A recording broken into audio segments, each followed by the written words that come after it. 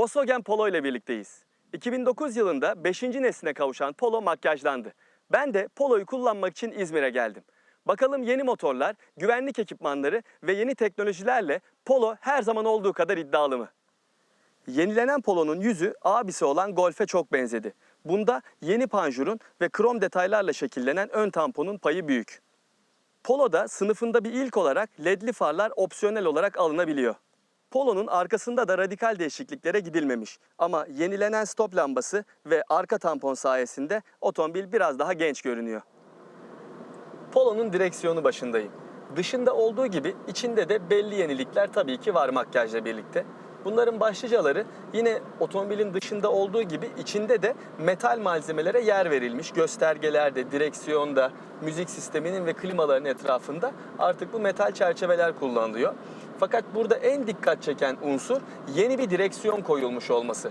Bu Golf'ten tanıdığımız 3 kollu direksiyon otomobilin iç mekanını daha kaliteli, daha elit bir havaya büründürmüş. Bir diğer önemli yenilik de malzeme kalitesinin artmış olması. Burada dokunduğunuz zaman üst tarafa çok yumuşak, çok kaliteli plastik malzeme ile karşılaşıyorsunuz. Bu da kalite algısının yükselmesinde pay sahibi. Ama yine torpido gözü ve aşağılara indiğiniz zaman evet yine sert plastikle karşılaşılıyor. Genel anlamda çok büyük farklılıklar söz konusu değil ama yeni dokunmatik ekran ve onun altındaki klima bölümü de daha farklı kumandalara sahip. Müzik sistemini kumanda ettiğiniz bu 5 inçlik ekran Polo'da standart olarak sunuluyor. Küçük eşyalarınız için de her zaman olduğu gibi vitesin önünde yeterince alan mevcut. Arka sırada sunulan yaşam alanı için sınıfının en iyisi diyemem ama yine de yetişkinler için bile iyi diz ve baş mesafesi sunuluyor. Sınıfının her zaman iddialı modellerinden biri olan Polo, yeni neslinde de bunu devam ettiriyor. Bunun için güvenlik anlamında belli adımlar atılmış. Artık Polo'da ESP, ikincil çarpışma sistemi ve yokuş kalkış destek sistemi gibi ekipmanlar standart olarak sunuluyor. Bunların haricinde Polo'da ayrıca önünüzdeki araçla olan mesafeyi takip edip duran ve tekrar devam eden adaptif hız sabitleyici de opsiyonel olarak alınabiliyor.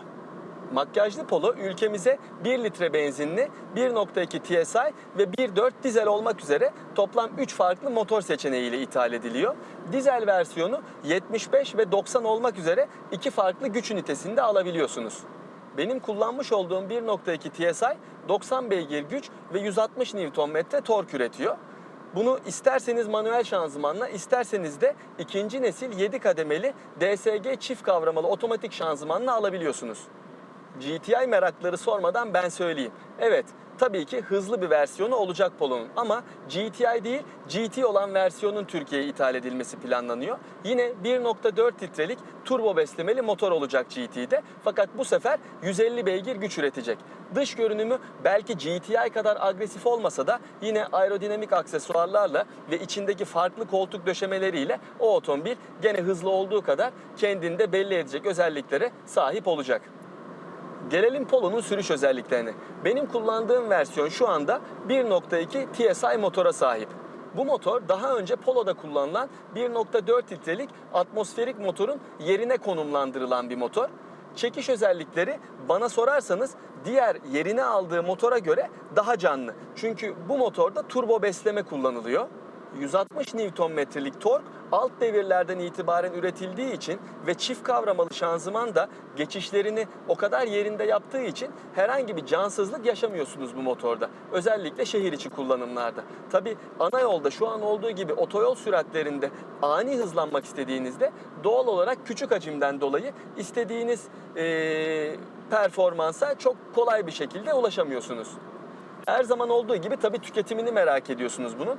Ben bu araçla şu anda 110 kilometrelik bir mesafe kat ettim. Burada yol bilgisayarında bana 5.9 litrelik bir tüketim ortalaması gösteriliyor. Tabii bu İzmir-Urla arasında çoğunluğu otoyol olmak üzere kullandığım güzergahtaki tüketim ortalaması. Fabrika verisi bu motorun ortalama 100 kilometrede 4.7 litrelik yakıtla yetindiğini söylüyor. Bunu yakalamak tecrübeme dayanarak çok kolay olmadığını söyleyebilirim. Ama yine de bu motor tutumluluk potansiyeline sahip. Polo'nun süspansiyonlarını Urla'daki virajlı yollarda deneme fırsatı buldum. Açıkçası yol tutuş konusunda hem amortisörler, yaylar hem de yeni elektromekanik direksiyon sistemi üzerine düşen görevi çok iyi bir şekilde yapıyor. Ayrıca kullanım kolaylığı ve yumuşaklık konusunda da hem direksiyon hem de süspansiyonlar bence ideal seviyede. Sürüş konforu konusunda da Polo sınıfındaki rakiplerden bence birazcık daha iyi. Amortisörlerin darbe emişi başarılı. Yani konfor üst düzeyde diyebilirim bu sınıfa göre. Ayrıca iyi yalıtım sayesinde de ne motorun ne de dışarıdaki rüzgar sesinin içeri girmiyor olması önemli bir avantaj.